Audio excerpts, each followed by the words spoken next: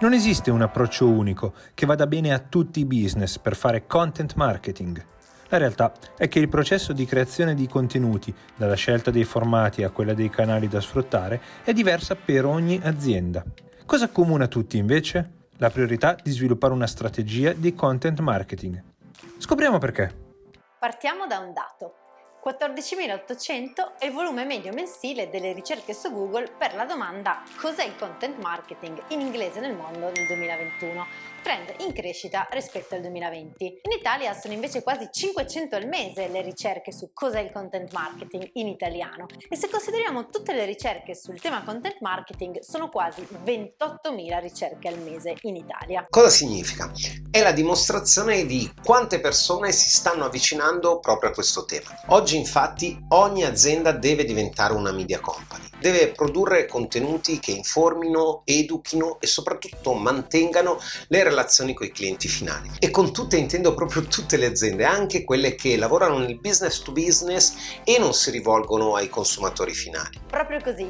Il content marketing sta diventando sempre più rilevante in qualsiasi settore. Non a caso, infatti, si stima che ci sarà un aumento del budget dedicato al content marketing tra l'11 e il 25% nel 2022. Vediamo quindi gli step per impostare una strategia vincente nel caso di un'azienda B2B. Il primo step è quello di partire dagli obiettivi, sia a breve che a lungo termine. Il content marketing, a differenza delle strategie di advertising a pagamento, è infatti una strategia con risultati che arrivano nel tempo. Quindi se hai bisogno di clienti proprio domani mattina, probabilmente non è il content marketing la scelta più adatta. Se invece vuoi diventare più autorevole nel tuo settore, se vuoi aumentare la visibilità del tuo brand, se vuoi diventare sempre più capace di intercettare clienti interessati a un certo tema, e se vuoi ad esempio mettere su una strategia di lead generation che generi contatti nel tempo, allora è un'ottima strategia. Secondo step.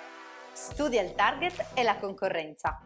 Partendo dal target, infatti, grazie ai big data online puoi scoprire quali sono i suoi problemi e cosa cerca online per trovare risposte. Puoi quindi scoprire su quali blog e media di settore si informa e quali social network utilizza più spesso. In particolare puoi scoprire se i tuoi potenziali clienti si trovano su LinkedIn, il social network specifico per il business dove puoi cercare per ruolo e per azienda. Nel business to business ci possono essere un po' meno dati rispetto ai prodotti e servizi consumer.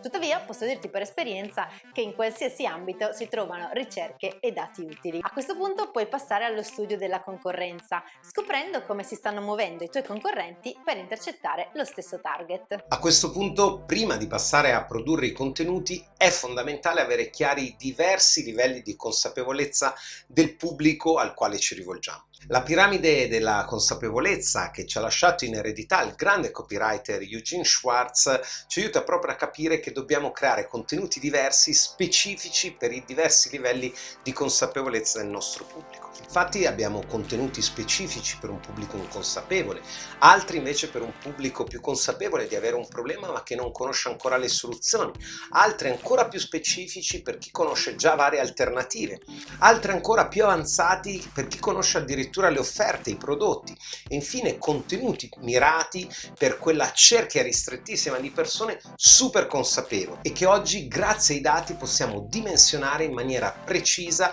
in tutte le fasce di pubblico. E ora è il momento di creare il piano dei contenuti, seguendo ciò che hai scoperto sui tuoi clienti target e sulla tua concorrenza e sui livelli di consapevolezza che vuoi andare ad affrontare. Se hai studiato bene il tuo target, i temi non mancheranno. Per ogni tema, creati un file in cui individui la parola chiave più cercata, il titolo del contenuto e il taglio che intendi dare. Ricorda, mentre in ambito consumer i contenuti sono soprattutto di intrattenimento, divertenti, nel business to business devi essere più formativo per educare il potenziale cliente su temi spesso più tecnici e complessi. La sfida è mantenere comunque un tono coinvolgente e interessante. Step 5. Scegli i formati e i canali in cui vuoi veicolare i tuoi contenuti. Nel business to business, infatti, le decisioni non sono prese d'impulso da una sola persona, ma più attori compongono un board decisionale. Devi quindi prevedere percorsi di interazione più articolati con contenuti in diversi formati che vanno dagli articoli scritti ai video, ai podcast, ai webinar di approfondimento a cui ad esempio potresti invitare l'intero board decisionale e dargli addirittura la possibilità di farti domande in live. Ultimo step. Inizia a produrre sistematicamente contenuti con una scadenza costante. Per farlo, il consiglio è crearti un team che ti aiuti a sviluppare il tuo reparto content marketing. Infatti, se vuoi avere risultati concreti con i contenuti, devi avere all'interno le competenze chiave di chi si occupa sia di copywriting sia conosce a fondo il tuo settore. Quindi rivolgerti a esperti esterni per servizi di valore iper specifici.